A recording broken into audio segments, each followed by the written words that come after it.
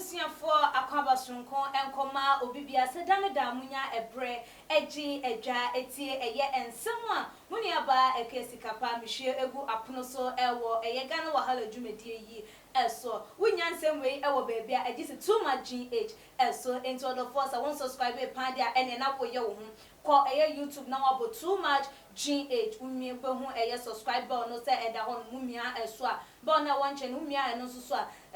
yenya upload video bia wo betimi enya notification se de be ya won hwiri bibia ye be send ya na ye be upload e de ato eye channel yi eso na ene ensem a eda apono so ma munim so obomofo ene ne nam eda eye apaso ne ensem a eda apaso a chese ye ba be dandan no ne ya bobo hu na ya kire ya adwen ede afa hu ni nyina eye abaye bia wonu de hu ne se oye slay queen ono de wajiatum na oye lawyer ensom na anu ada okokopie mu ewo eye Nit FM ekokobobo Ghana fo binom wo mu edi ene nneoma wo mu eye anase emaya no nneoma wo mu eda na die ase wo mu ye slay queens na anase wo mu enye slay queens die e kire se nipa no eye sei anase oye sei na abaya ameka no ho asem ni din ene eye Mona Gucci na wobaye ne nsem a wodi etu edwa no wo bekire mu ese tinana aba anamwa eye godmother of all the slay queens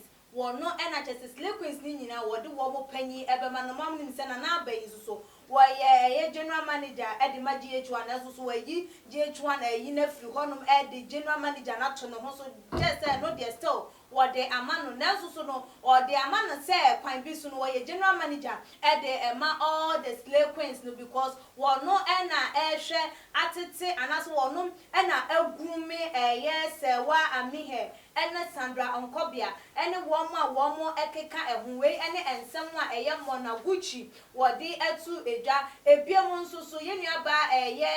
Kuapim Polo di be pie mu Jackie Apia mo ne wo mo keka ho Jocelyn Juma echese edini de bebre nanso so no abaya ikasa ewie ye no ema eye Nit FM 4 eba bonten Mona Gucci michire mu an Mona Gucci ekasa wie wo Nit FM no ade eche ye na Nit FM mu no ema oye Ola Michael eba bonten ede eye unqualified apology ebre eye wo mu edi ebeba eso no epa wo mu acho yie pam so wo sere wo mu emfa enche no so wo do mo platform esi ho ebubo wo mu din ese wo mu like egu wo mu enimu ase na ase wo mu edi wo mu si wo kan die eni kwan so wo mu kan edefa wo mu ehu na after say apology ni free Nit FM ba ye no ye nua Kuapim Polo obaye ebebe reply ye Moyisha ni din pie mu bio wono so ebaye ebebe toto ema Mona na enedei abaya waba be reply ye nuaba nana aba anamwana ne nsem a wodi etu edwa na abusuafo moma ye mbonra ensem no emu ne nsem ni eni ose my attention has been drawn to an interview published by a broadcast by Nit FM, a member of Despite Group, which sought to impede my character and person, defaming my hard-earned reputation. I have also taken note of the subsequent apology by the Nit FM. I accept the apology. I want to make it clear that I will not hesitate to apply the law of the land to any person, institution who will provide the platform for others to defame or slander my person. We enen someone what they etu eja ebiemu so osa eto aso esim. I decided against taking on the unprofessional conduct of the presenter because of the intervention made by his bosses and the respect I have for them. Let me state clearly that any blogger or media house that decide to take this route again will not have it easy with me. We any ensem a woka edi etwa to na chesem Nit FM eba ya wo de chop aba no wasom ku a wajiatumu nanso so no eno enkyere se wonfa wo mo odo wo mo ho che wo mo anase se abaya no pa de ye Mona Gucci de oni ni bedi pa na eno nso so enya de ma wo mo media houses and institutions no ehunu se den ya se wo bi eye na dwe so wo beka bibi e de ase wo no ne hard earned reputation dia ene embra e was asase so no constitution no 1992 constitution wo be hwe se wo di ebedi se nipa no ama wo no so wo hunu se eye embra e wo omamu ebiemu na wo sa e ka se eye unqualified apology Ola Michael a hosted that program no de eba ye no waje atum all because of eye bosses and answer enkrofo wo mo ye adwuma wo nita fam wo bu wo mo ti no waje atum na emom any blogger bia na media house bia wo so be ye wadwen se ni nana ba na mo wo be fa ni din na waka bibia fa ho na wadane no ama na ba be ye efin na wo bia hu ne se ono de wansem fata wonyo oba bia wodi mu anasa o se de o tie nyina wo pempen ye ma e de ma sugar daddies anasa wo pempem ye se wa mi he ene ye Sandra Nkobia ene wo mo a wo mo eye adwuma no so wo de wo mo e ma ye wo mo mo sika pan de a ene mo soso no enya de se wo de mo ho ebe che mo kra because sa root no one penti and waka e won accept penti nya de say obeteki ni easy with anyone and any blogger and I say any media house obey na agent say obesay ni din and I say obesay ni reputation and just huma eye wo mo ba bonten a wo mo ebebe attack eye mo na ye hwe eye nuaba Moyisha fia odo ne wo mo keka ho na ba na mo enso na ne de aba beto apono so a ono de wo de chopper ni tfm de man no wo jitu mu wie ye no wo san e de kokobo ma eye bloggers media houses institution any person as a whole woman so no wo ka che wo mo so wo mo ntwe mo emfiri sa ensensem no ho so wo mo sori a wo bi ba na ma interview no na wa be go obi hu efi na nipa na afa ne hu adi no okọ no wo de wo de wa foforo eba no so a enya de se wo be hwe se mo ma eye sa dwumadie no enkoso because eya de a esei edin esei eman na esei eye enyoma bebre ema obi enim etimi gwas nipa na start abrabo a wo be bra de adum pepe so na susu ni din say ya within a day within a second within some hours na ye dia say nipa ni din poto eso tama wo bre no na wo bia engina ho no mti won take that nonsense emfa emfiri eye wo bia e ho no mti why you ready say wo ba wa be kana asem dia na why you ready so say e wo say wo face no e wo eye court anasa wo be hwe say emra no ene wu ebedi na adwentwani bi a eba mo man kenkan ebi emfa emamo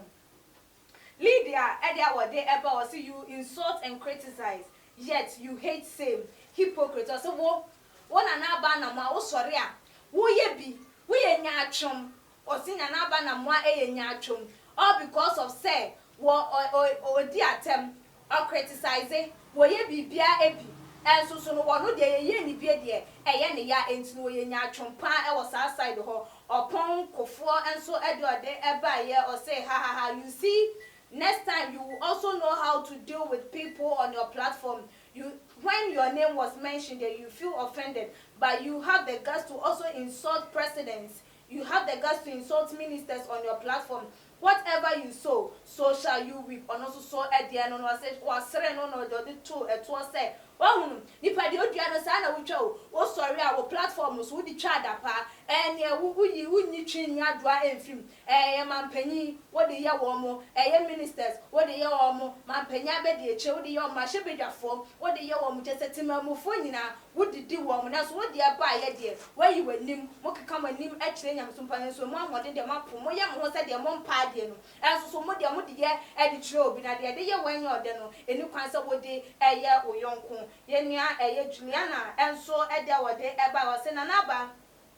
Stop what you are doing because you also do the same. So you have to just take it easy. That's all. You can't sue anyone. You can't send anyone to court. All that you can do is to threaten them, but it wouldn't get anywhere. So Edia was in anabe. They are working kind of credit. Now we meet the Juliana one away. Media do man start say as a blogger, what blogger na dia bedroom media man say ya do why general manager e dia ma GH1 enti why bia wo ye yeah no why and go see wo enti wo ye wadin se wo su obi anya de se be ko ba bia emra no timi fo ndi obi a de obetimi aya ne so be bontere ne eno pe anya de obetimi aye enti no de wakasa keke na so anya de se wo mo efa e de te because ko obi ho asem kwade a e wo se won so wo de ba ye kan ema no eyeye ye ne abi so e de about say this thing must stop. Presenters, especially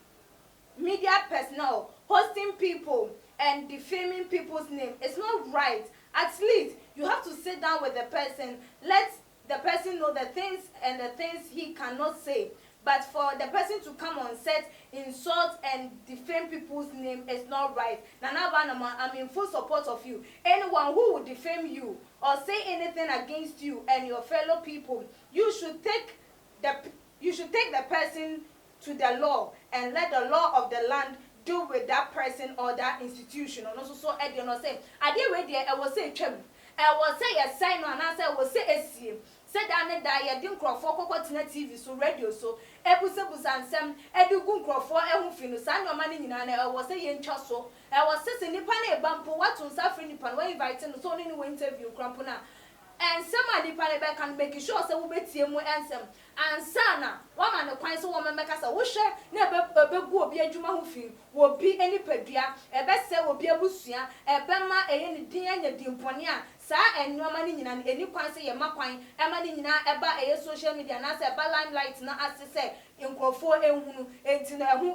to supporting an abba and a mwapa ewa decision what they can be your beguni hufi, Nidin and in a Juma hufin, or my emrano, and in Nisenia, a say, na a fata, ebusia form. Way any union binom. Ajincha one more the buyer FIA and Sama Nana Abba and my general manager for GH1 what day at 2 a journal and one in a yard in your kind and a concern because a bit moon say why ye be that and so being so a be any can say yana the for taking it so serious because on no soon can we say or on the platform I go for a movie and answer what in the platform I young for be a pen I didn't know DB a ya or yachum a bit also say I no concern because Ghana ye sadia no edodo he and I was so wujina bia ewo forwarding channel ebra ewo too much GH your comment section ebiem so subscribe to your channel na message na masewo ebiem so be subscribe too much GH me aba no so say dey nya upload the video bia wait me enya notification ewo wo phone so wo laptop and say wo tablet so na so wait me a share e ama abusuafo ene adofo ewo all the social media platform now I follow you too much your Instagram page no at too much GH_. Muni aba ekwesi kapa ena moti mini dasane ye besane shia